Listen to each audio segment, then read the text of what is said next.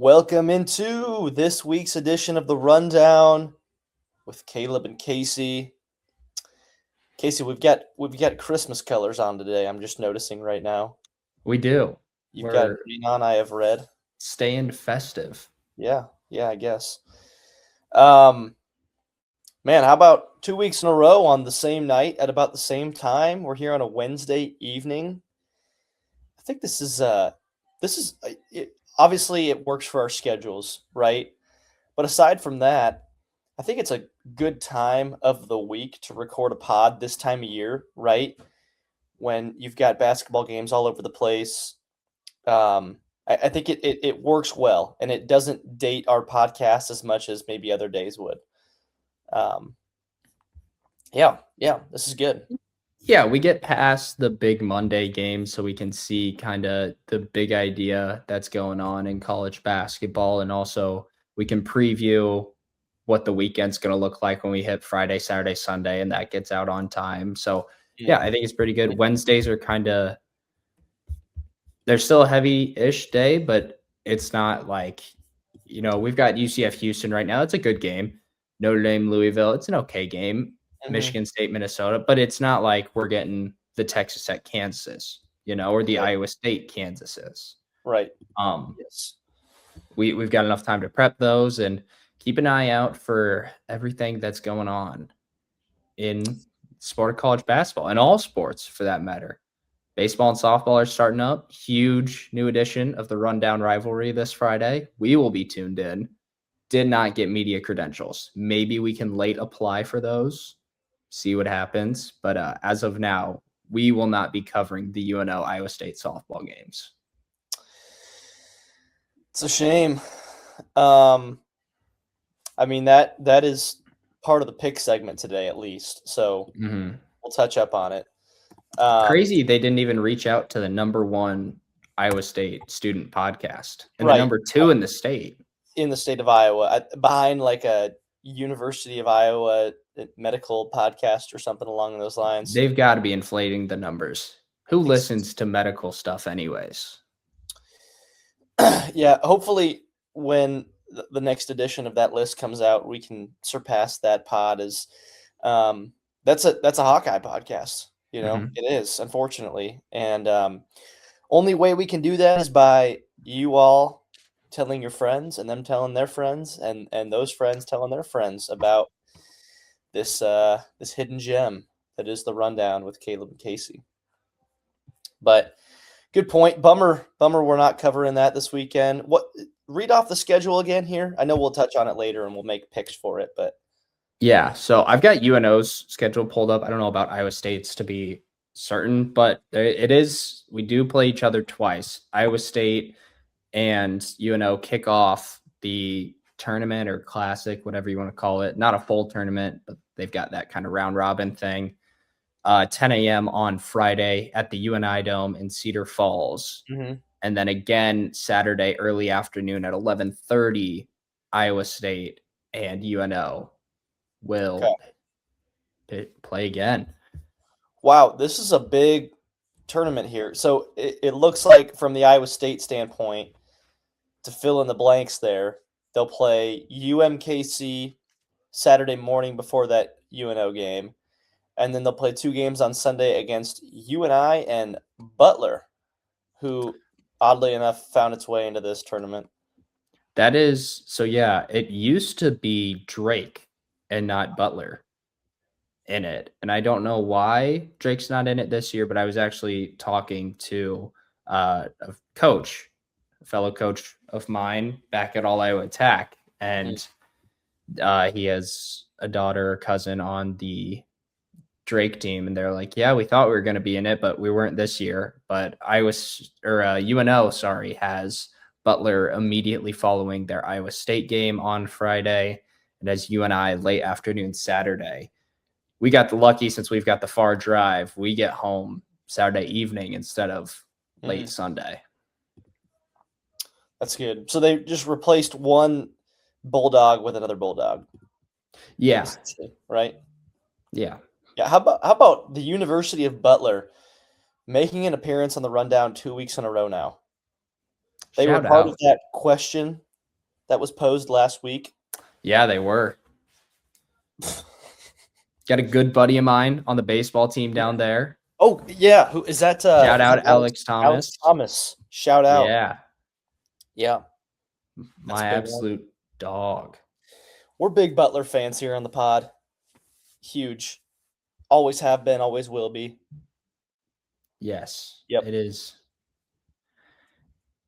Butler, friend of the podcast, Butler now. That is what they will become. Absolutely. That they'll join up in the they'll be right there in the ranks of the Hawaiis of the world, the Tulanes of the world, some of our Yeah. mutually cheered for teams.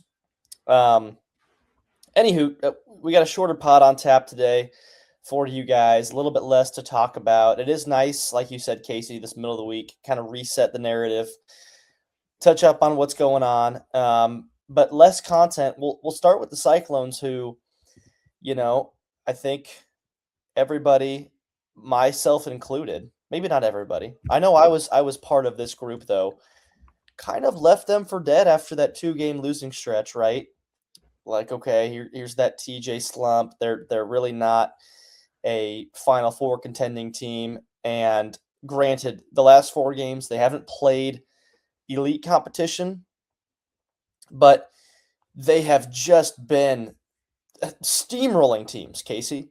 They've been steamrolling the last 4 games, and that includes 2 road games. That includes a UCF team that just beat Texas Tech this past week. Now, how good is Texas Tech? I don't know. Christian Anderson's hurt right now. But these are Big 12 teams, right? And just absolutely taking them to the woodshed. Again, I get that we still haven't really maybe seen them prove it in higher level competition, but I think this margin of victory shows that those 2 losses were an outlier, and I still firmly believe this team has the ability to get to a Final Four this year. Yeah, I mean, they're just out there, for lack of a better word, thumping teams. I mean, we will go to your place, you will come to ours, and we'll beat you by 20 if you're not, on that top tier of the Big 12, which has been fun to watch. It's been great for us. It took the stress of, that Cincinnati game was a tough watch. The KU game from an Iowa State perspective was just abysmal to watch. Casey enjoyed that one. Yeah, I enjoyed it, but when I flip my glasses, from the blue and red to the cardinal and gold, abysmal watch. But they got it figured out. They're back on the right track. And I think that UCF game, a lot of people are finally coming around to, hey, UCF might be a pretty solid team. I think that win is a lot bigger than people previously thought, because UCF is not as bad as they have been before. But you got some easier wins out of the way. Now you go up against Baylor, who has struggled since adding James Najee to their roster. The irony of that. But, it's the Big 12, one of the toughest finishes to a season that we're probably going to get to see from, any Power 4 team. You get Kansas at home on Valentine's Day. 2 days later, you've got Houston coming to Ames. Then you got to go to BYU, and a BYU team that, yes, they're struggling, but they're still super talented. Yeah. I mean, they returned so many guys from last year, and then they added AJ DeBanza. So, and then you got Texas Tech again and Arizona right after that. The upcoming schedule is certainly daunting, and I believe, Casey, that granted, like you said, Baylor, we talked about them last week, the Scott Drew woes. I think they're going to be on a 2-game winning streak going into Saturday. And listen, they have 2 NBA guys on their roster in Tonde Yesufu and Cam Carr. And then you go to TCU, a team that's been very up and down this year. That's a road game. I really think that the bulk of the schedule does start this Saturday. Granted, again, these first 2 games of it, easier. You'll be a double-digit favorite in both of them. But I think it's where things start to ramp up quite a bit. Hilton's going to be bumping this Saturday. They've got the whiteout going on. It just kind of feels like this is where you strap up, because from now, Casey, until, whenever Iowa State either loses in March Madness or goes and wins a national championship, I think it's buckle up here on out. You know what I mean? Like this is what you watch the sport for, right? And you just alluded to it. Once they get to that Kansas game, it really is just it's murderer's row, and I'm quite confident that Iowa State can weather that pretty well, and I'm so excited to watch that. But man, it's exciting. It's nerve-wracking too. I'm just very confident. I just looked it up. Iowa State's won the last 4 games by an average of 26.5 points. So, again, to our point, they're smoking teams right now, right? It's a no mercy kind of thing. That's different even than it was at the beginning of Big 12 play when you were beating teams, but you were beating, not great teams by maybe 10 points, right? This is a noticeable change. And it really feels too like you're fire on all cylinders, you know what I mean? And we knew going into the season what we were going to get out of the big 3, right? You didn't know what you were going to get out of Torre, and you certainly didn't know what you were going to get out of Jamarian Bateman, and that guy's been great. It seems like every other game he makes a splash, and then in the games that he doesn't, it's Nate Heise who's doing it, right? K-State on Saturday, that guy had like his own 11-0 run against the Wildcats. I just feel like the depth is really starting to show for this team, right? You've got guys, and Plate is playing better too. Are they peaking right now? I don't know. It certainly seems like they might be because of how handily they're beating everybody. But I feel like we can say those 2 games might have been an outlier, especially that Cincinnati one, right? The Kansas one is what it is. Really good teams go and lose at Allen Fieldhouse by a lot. It happens. Cincinnati one, that's the one that was bad. That was the red flag. I think they moved past that. They figured it out offensively, not turning the ball over near as much as they were at that point in time. The team's clicking.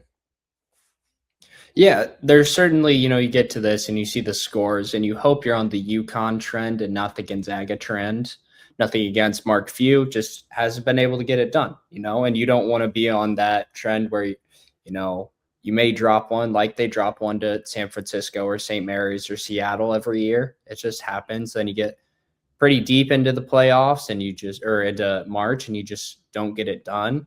I mean, when you really put it in perspective, you've got 2.5 weeks and you play 5 top 25 teams. 3 of them will be top 10 by the time you play them, unless Houston or Arizona take a huge slide, because likely if KU gets a win this weekend, they should be a top 10 team heading into that matchup on Valentine's Day. And then you've got an Arizona State game after that at home to recoup and kind of, take your losses if you have them and get a win to round out and bump your seeding. But then you got to go into Big 12 play and beat everybody again. There's no room for error in this season once you get past this week. And we're saying that. And then, you think back to what we talk about heading up into Big 12 play, nothing's guaranteed. I get it's going to be in Ames this Saturday, and it's really hard to win as a visiting team in Ames. But Scott Drew is still a head coach. He's still a very good head coach. He's won a national championship. Then you got to go to TCU, who bit one off Kansas early on in the year, almost took one off of Houston early on in the year. It's a TCU team that's scrappy. They've got nothing to lose. They're going to go in there fighting. They're trying to keep themselves afloat and push for a March Madness spot. And you're their target. Nothing is going to be easy. Nothing is going to be given. And then, you go Kansas, Houston, BYU, Utah's mixed in there, Texas Tech, Arizona. Absolute gauntlet.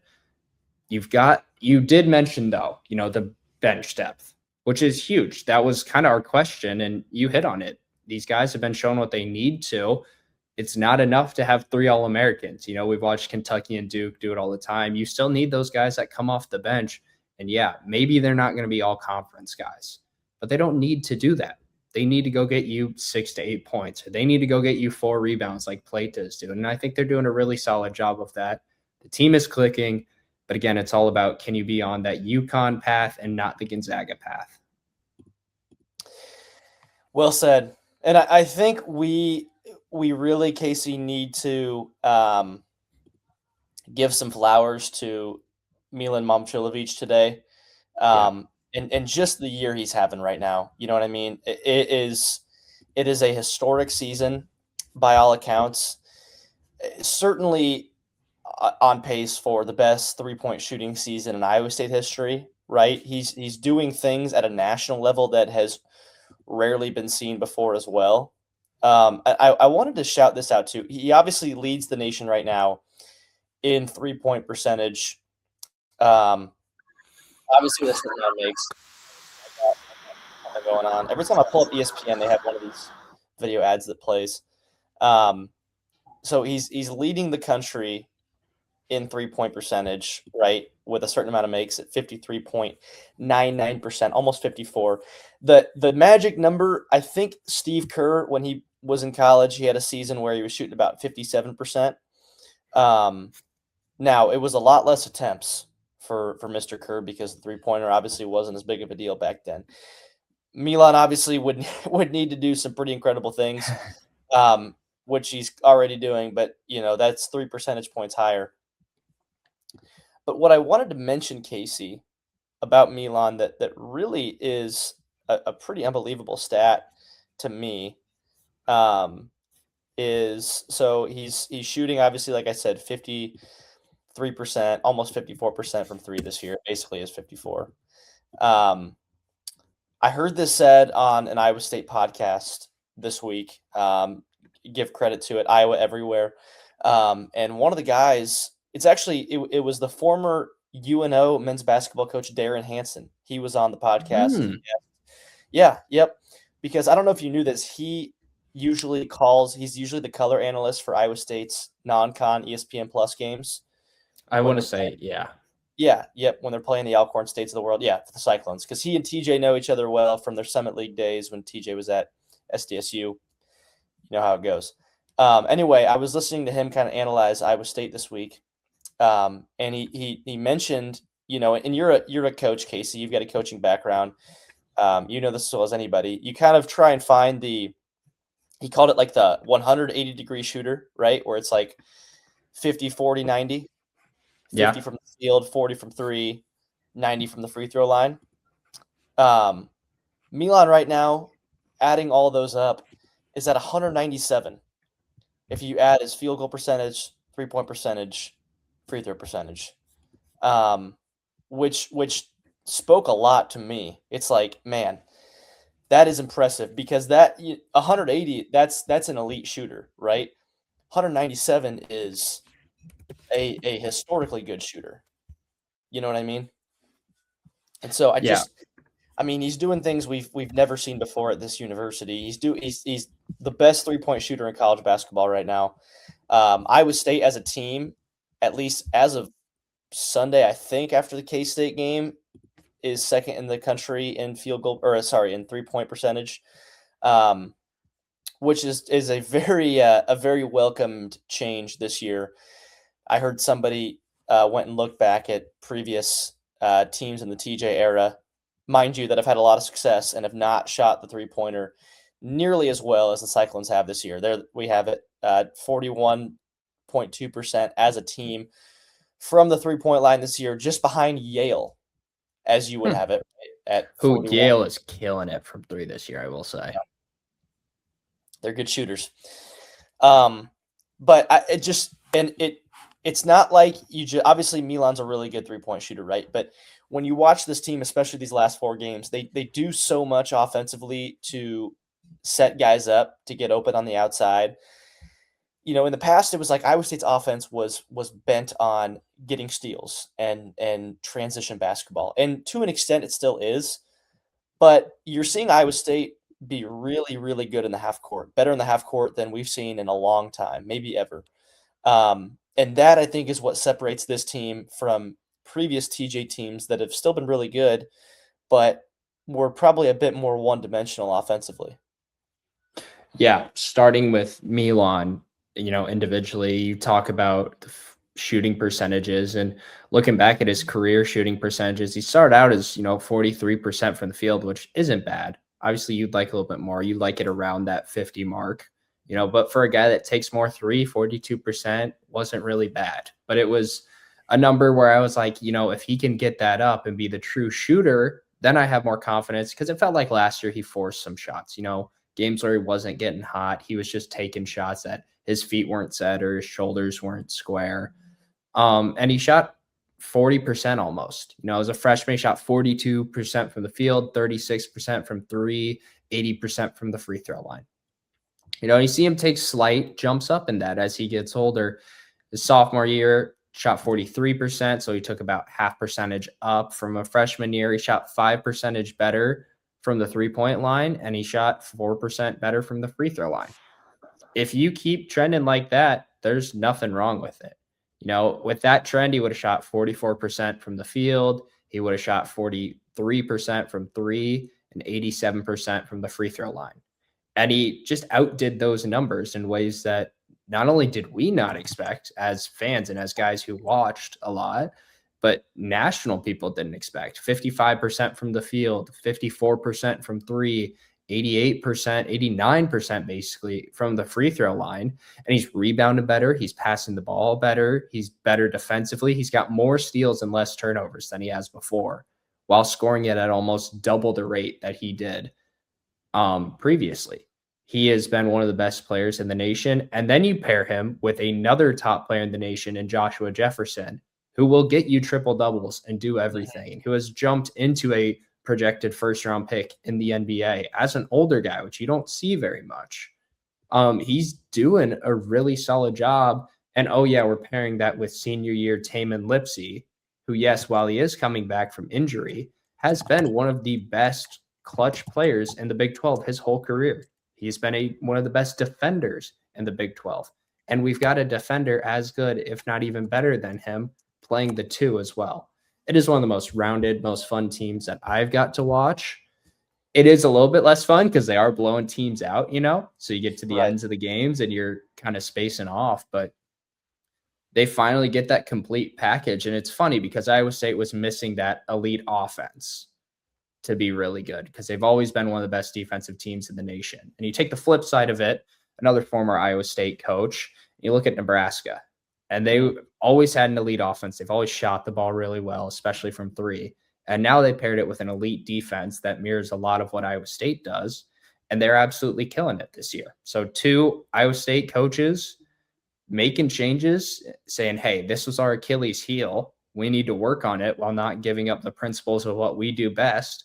And it's working out to a position where, they're both top 15 teams right now. Buckle up, baby. Or it's time. Here we go. It's February. Sleep in May. We sleep in May. This is only February. But this is when it gets real. You find out who you are in January, and then it's go time. And the Cyclones have a loaded slate of games coming up. It's going to be, like you said, the blowouts are fun, but eventually you want some competition. Let's use that as a segue into our Big 12 segment, because Jerome Tang and the Kansas State Wildcats were certainly not even close to competition on Saturday for the Cyclones. Sunday, actually. That was a Sunday game. Rare Sunday game. We had in one of our text chains, Casey, you and I are both in it. We had one of our buddies so wisely state, what's worse, Kansas State basketball's players or their uniforms? And I, of course, had to respond with option C, Jerome Tang.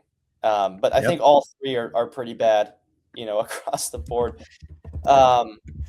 You had the numbers on Jerome Tang's buyout pulled up, which obviously has not been executed. And for the record, I don't know if he's going to be fired after this year based on the numbers that you've stated. Yeah, I don't know if they can. It is pretty crazy. They have slumped, that's for sure. He's now below that Dave Aranda haha funny status, and he's now in Les Miles at Kansas status. Like, what are we even doing here? Currently, the total buyout is $18.7 million. If they do wait until May of this year, it drops to $15.7 because that kicks in He signed it in late April, so his new contract kicks in every May, and it drops by $3 million over the next 3 years. I mean, they signed him in 2023, from September 2023 to April 3rd, 2030. He's getting 3.6 mil a year. That increases by 100K every single year. Reaches the 4 million-ish amount in the 2090-30 season, his final year. But that's just his buyout. You know, if they say they wait until May, which is pretty late, given all things considered, and you spend 16 million essentially on buying out Tang, now you got to buy out his staff. Now you got to go do a coaching search, hire a new staff, hire a new head coach, get a bunch of new portal players in. You know, you're looking at something, the 30-ish millions to get essentially a new program installed in there in Manhattan. Yeah, they can't afford it. They can't. If this is a Big Ten or SEC program, they can't. And so I think Kansas State fans are going to be stuck with the guy for at least another year, which, I actually really feel for them. I don't, in a way, because I don't like K-State, but that is horrible. I mean, you're just stuck. You're absolutely stuck. And Gene Taylor, the athletic director, I know he's had a lot of success there and has made a lot of good hires. They like him there, but man, I mean, he's getting, criticized heavily for making that decision, pulling that trigger back when he did. I'm going to read off number 2 of my 3 for 3 right now, if that's okay with you, because it's in this conversation. Just so that we keep it timely here. So this guy on Twitter, he's a Kansas State burner. His name is actually Ema Caleb. I'm sure you've probably seen him before. Yeah. He's pretty funny. Basically, after every game K-State loses, he tweets this, but this was the one he tweeted on February 1st after Iowa State went into Manhattan and just curb stomped the Wildcats. So he tweets this picture of Jerome Tang. The date is January 17th, 2023.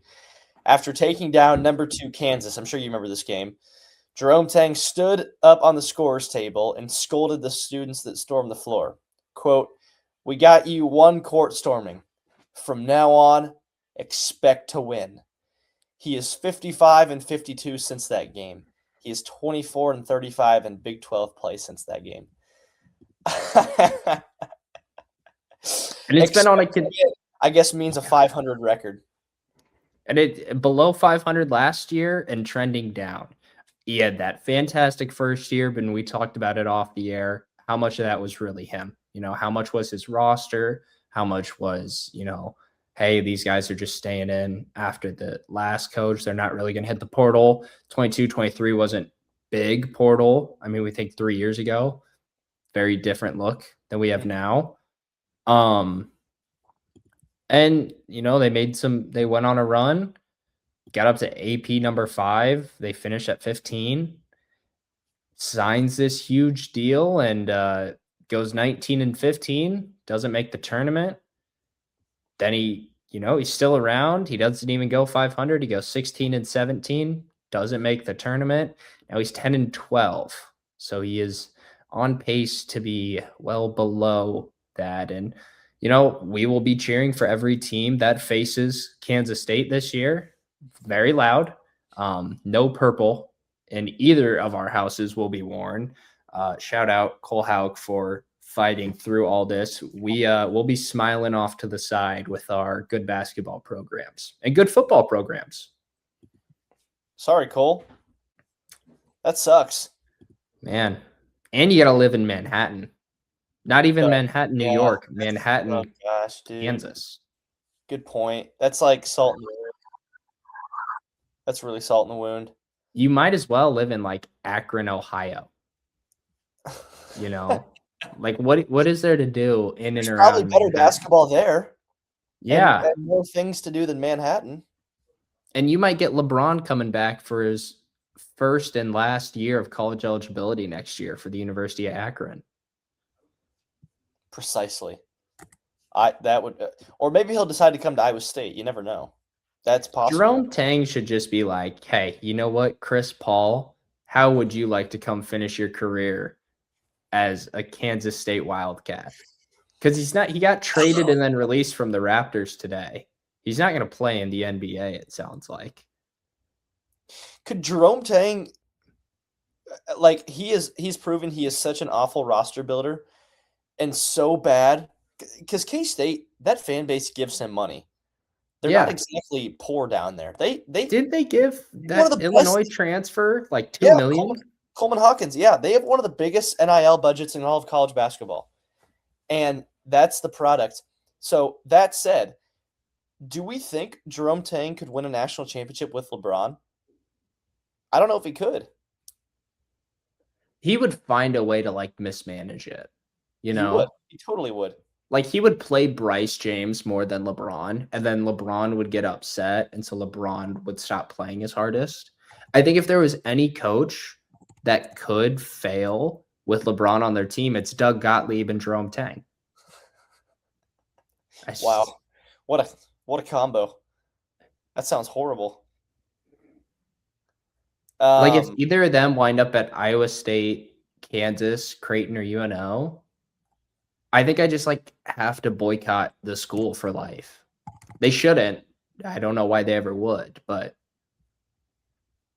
you know, that would be top 2 most devastating, and it wouldn't be 2 most devastating days of my life.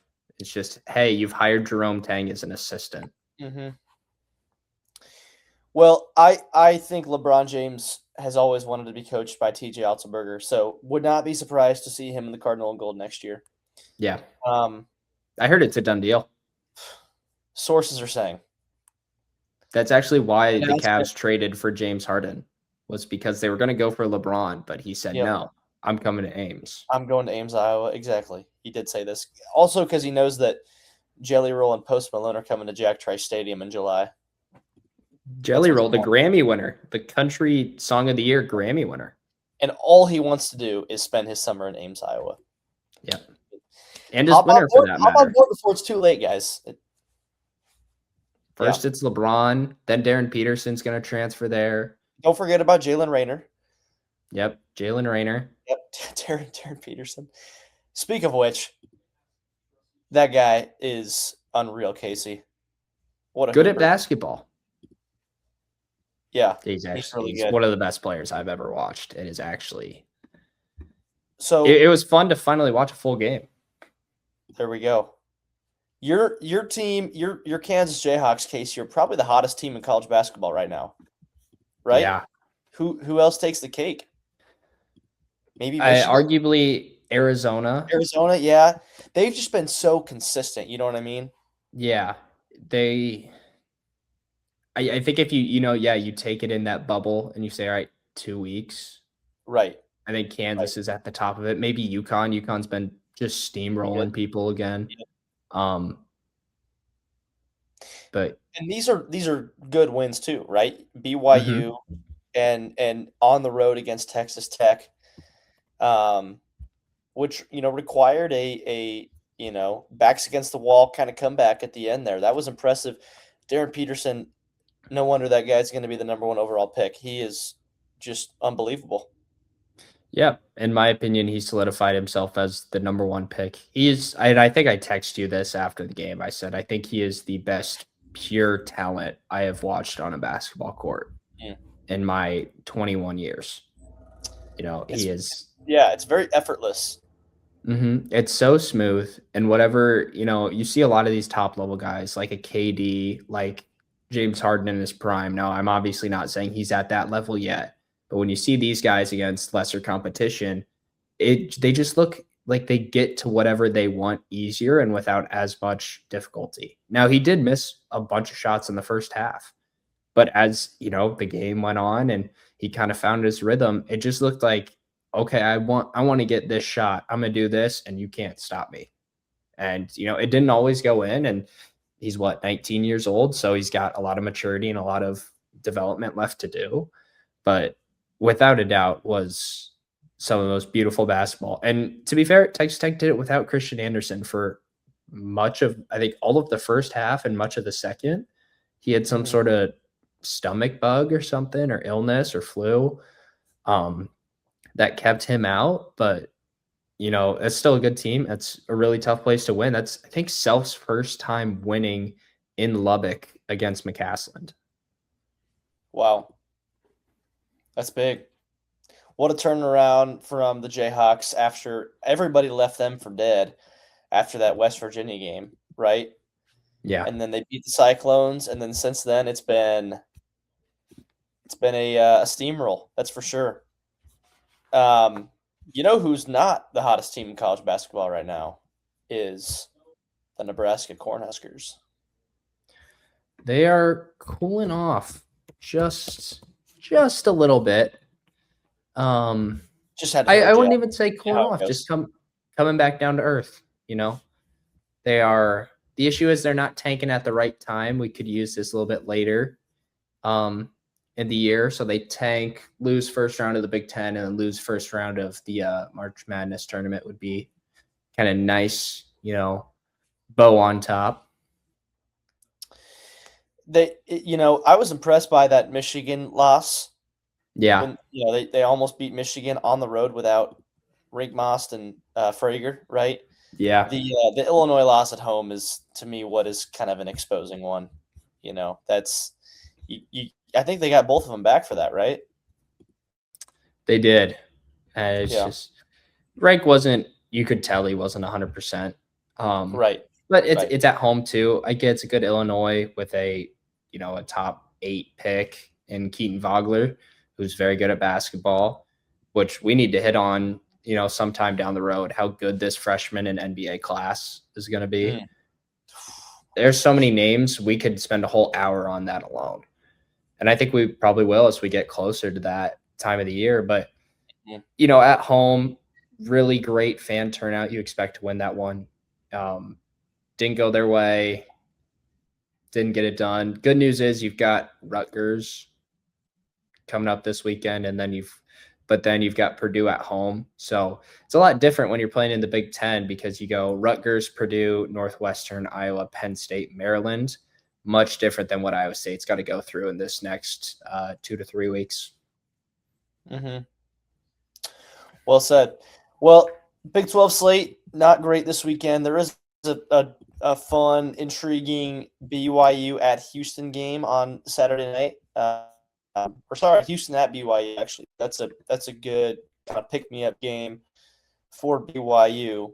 And then, of course, Monday, Arizona and Kansas. So if the ticket's down by enough, Casey might pull the trigger and grab one. We would love to. Potentially.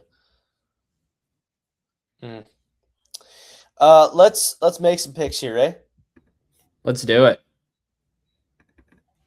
Okay, so we're switching roles today. I came up with the picks list. We've just got 4 of them to do. Let's start with the college basketball ones. Actually, let's start with that UNO ISU softball series, because we already talked about it.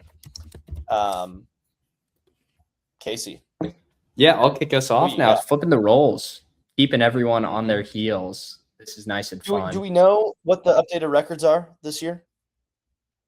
Yeah, I am up 7 games, 23-24 to your 16-31.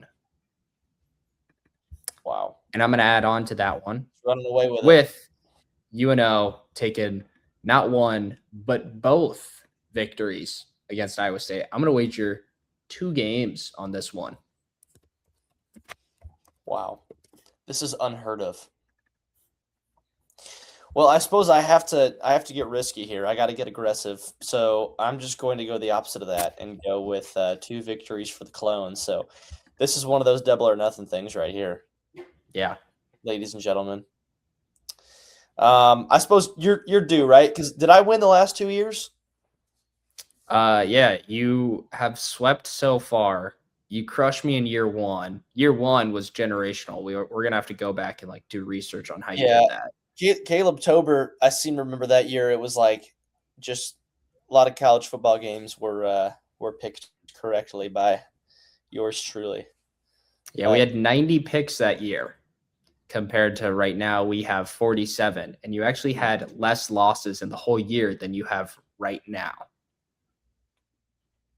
Pretty crazy. Wow. Speaks to how good that year was and how bad this year's going. But anyway, that's that.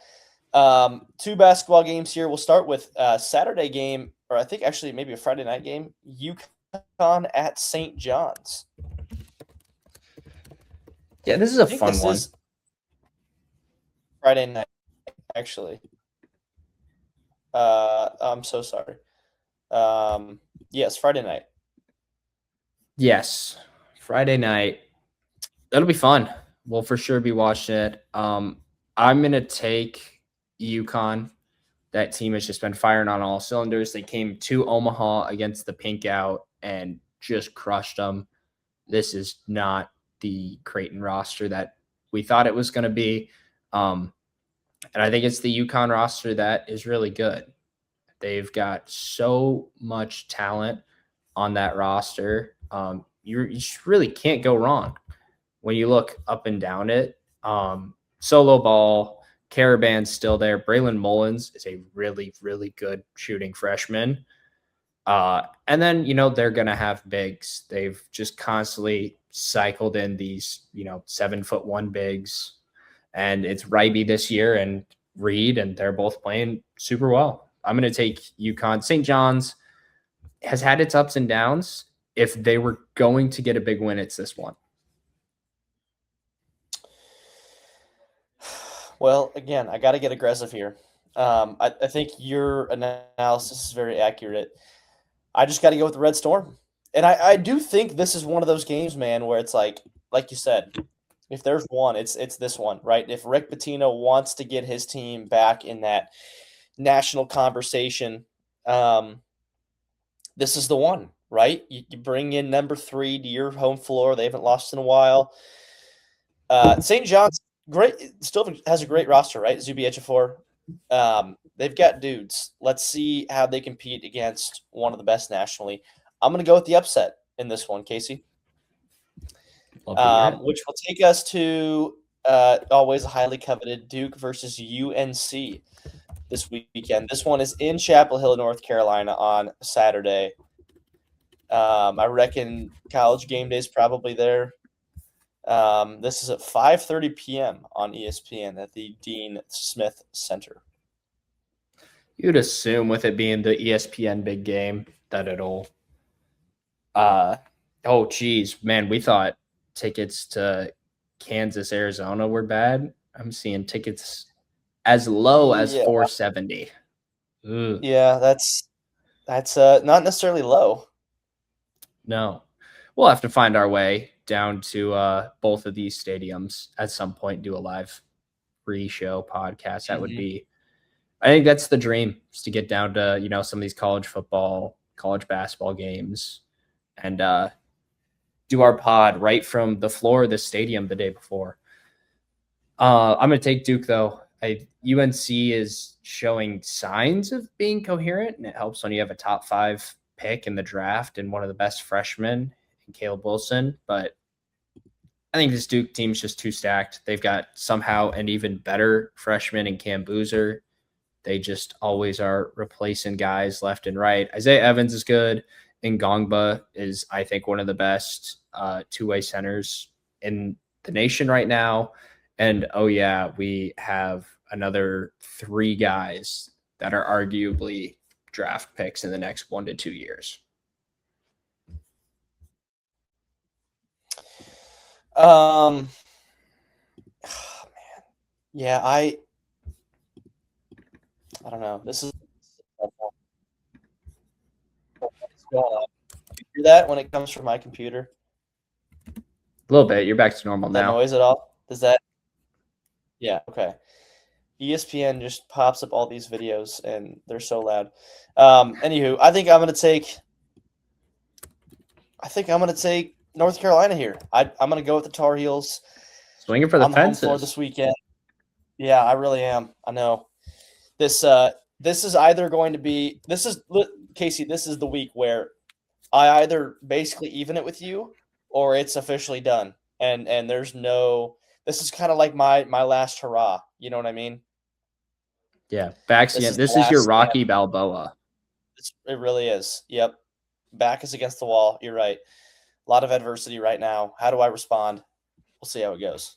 But I'm going to take the Tar Heels, the home team in this one. And then we'll finish off with the the Super Bowl is this weekend, by the way. Did you know that? I guess it is. I guess I would. We're such college basketball junkies that I don't know about you. I've barely even thought about it. I have spent more time thinking about USF versus St. Mary's than the Seahawks and the Patriots, if I'm going to be completely honest. Respectable. Very respectable, Casey. I can't say I've thought much about USF St. Mary's, but I know exactly what you mean. I'm right there with you. Yeah. Who you got in the Super Bowl? I am going to take the Seahawks winning this one. Nothing against the Patriots. I just, in my head, I wasn't going to take either AFC team coming out of this. I thought that NFC championship was kind of going to be the decider between the Rams and Seahawks, and what a game it was. Drake May, super good. He'll win one another time, but I think it's Seattle's year. They've got a lot of things going into place. They've got a great coaching staff. All you need to do is run the ball on the 1 yard line this year. That's all it takes. It was that easy, Pete Carroll. It was that easy. Do I flip you on all of them? It's whatever your heart wants. I feel like I have to. Now that I'm this deep, I feel like I have to. Which means I'm gonna go with Drake May and the boys. Drake May. Drake May, exactly. Kayshawn Booty. And Stephon Diggs, of course. Is he playing? Is he allowed to?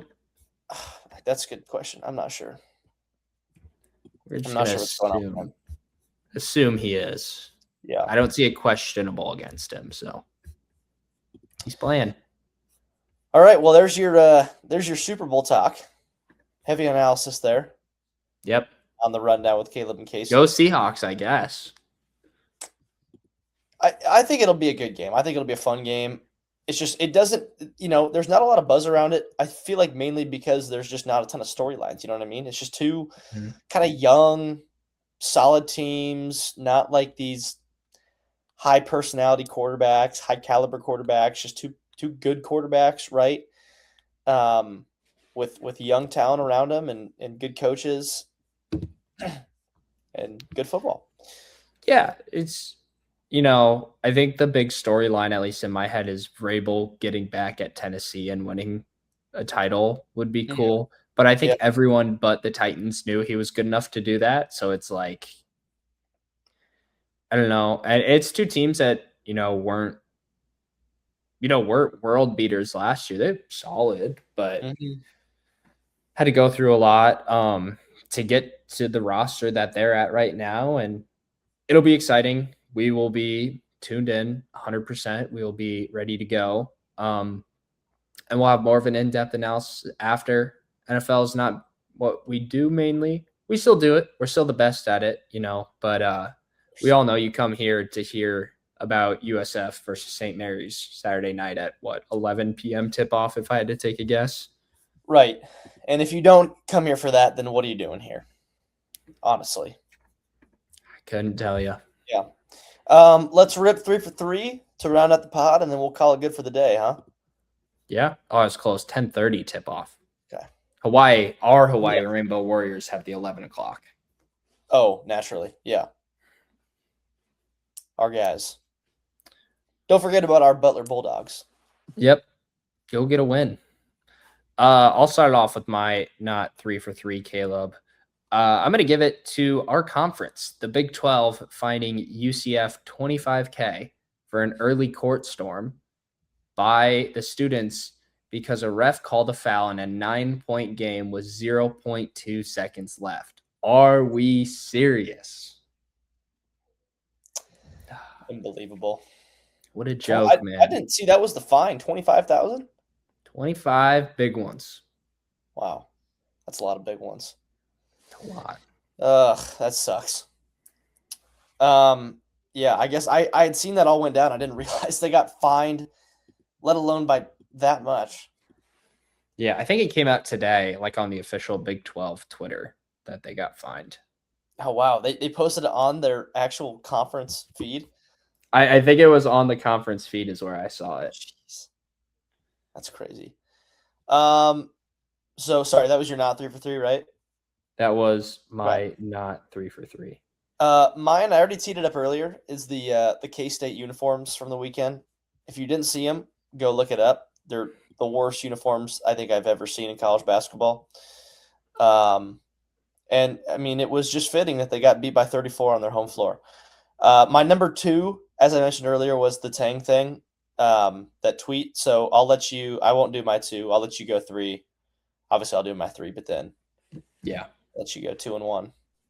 Yeah. Do you ever think it just popped in my head? Yes, I looked. It is on the official Big 12 Twitter account that they got fined 25 big ones. But do you ever think Tang rolls out those jersey combinations so people forget how bad of a coach he is? Like it's like, Uh, hey, get distracted by this sure. uniform. This Uh absolute like abomination of a uniform concept. atrocity. Yeah, a lot Yeah. of words for it. That's actually smart, if so, if that's Yeah. what he did. Hey, There's let's take the headlines off of me for a second. But then he goes out and gets beat by 34, and it doesn't matter anyway. Yeah. My number 3, Jamar Chase. Pro Bowl was interesting this year. I don't know. But Jamar Chase had a one-handed interception. You heard that right. Interception in the end zone, returned it all the way and did a backflip into the end zone for the pick 6. Not 100 yards. I think they were playing on like a 40-yard field or something. It was interesting. I didn't really watch it. Saw the highlights. Looked like the guys had fun that were there. That's electric. Pro Bowl flag football, baby.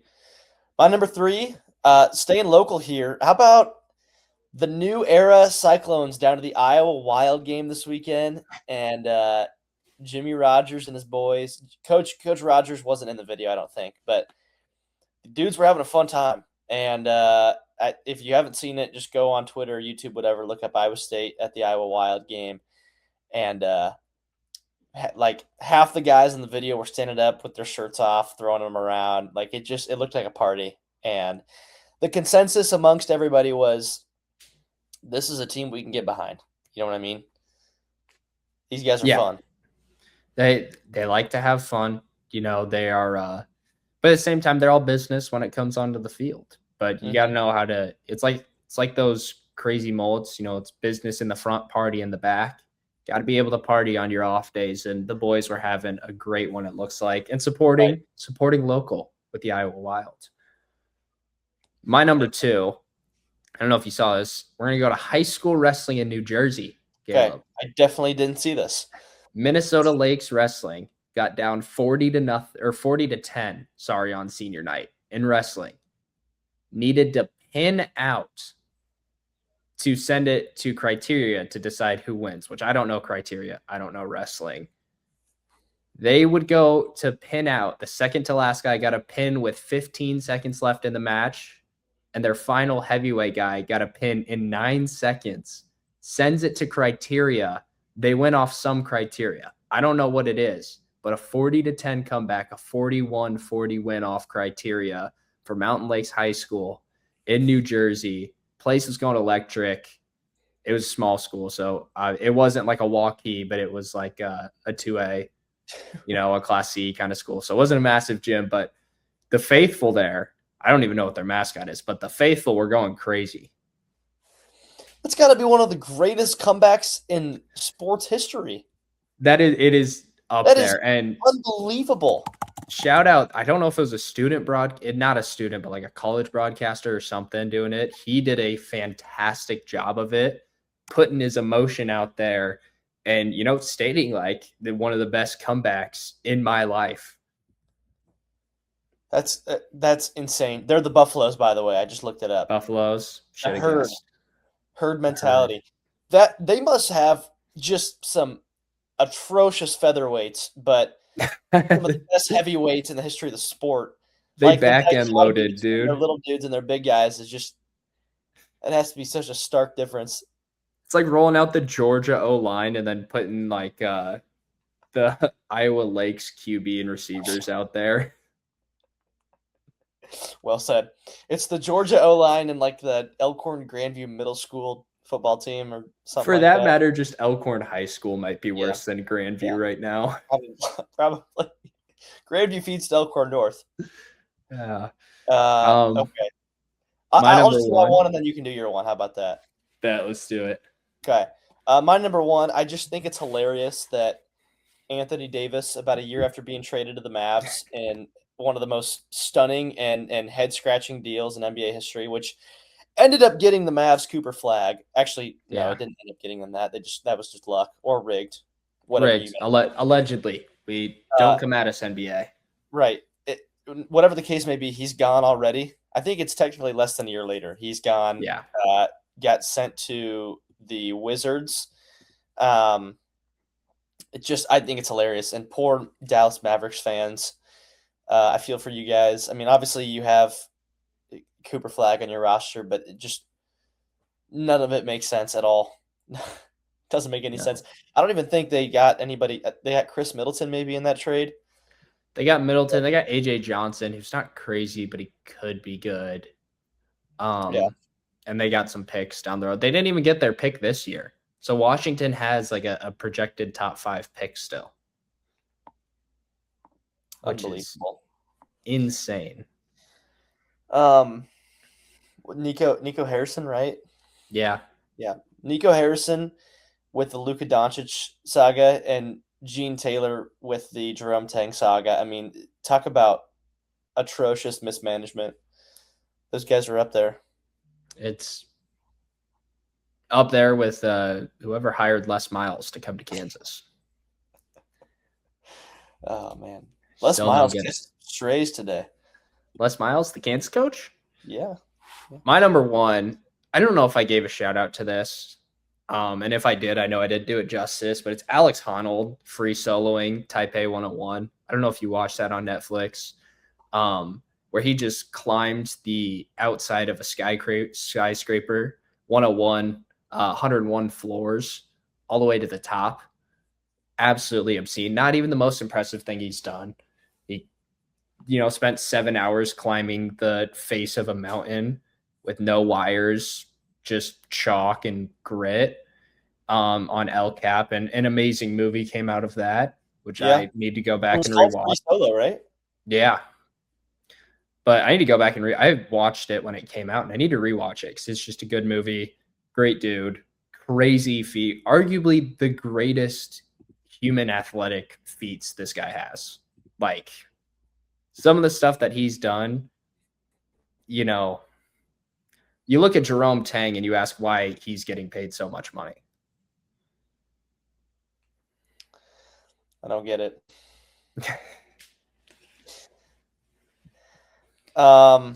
Good shout. Very good shout, Casey. Great pod today, by the way. Fantastic. We didn't feel like we had a ton of content, but we got it to an hour. That's pretty good stuff. Electric. Electric. Thank you all for tuning in to this week's edition. Happy to be back with you guys on a Wednesday night. He's Casey Schischler. I'm Caleb Polking. Pour one out for any K-State fans tonight who are going to be stuck with Jerome Tang for the rest of the year and probably next year too.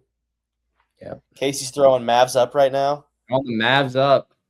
Go Mavs. Big series this weekend. Cyclones, oh, my Mavs. Goodness. No.